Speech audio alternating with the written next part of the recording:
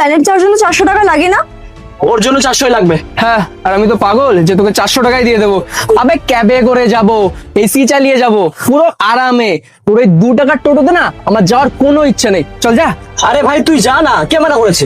কিন্তু দাদা আপনি ওনার কাছে 400 টাকা কেন চেয়েছেন? 400 টাকা তো কোনো হিসাব দিয়ে হয় না। নে শুনে নে। ম্যাডাম চলি। ওই আমাকে বলে তো যা যে কেন আমার কাছ থেকে 400 টাকা চাইলি। হ্যাঁ, বুঝি সব বুঝি। পেছনে মেয়ে বসে ওই আয়নাতে সব দেখবি, আর ছেলেরা বসে তো দেখতেই পারবি না, কারণ ছেলেদের কাছে তো কিছু নেই। আর কি সালা। হ্যাঁ, তুই আমাকে যাওয়ার জন্য কি বললি? কি বলেছিলাম? এই যে স্প্ল্যানেট যাবি, মনে করে দেখ। এটাই তো বলেছিলাম যে স্প্ল্যানেট যাবি। কিভাবে বললি?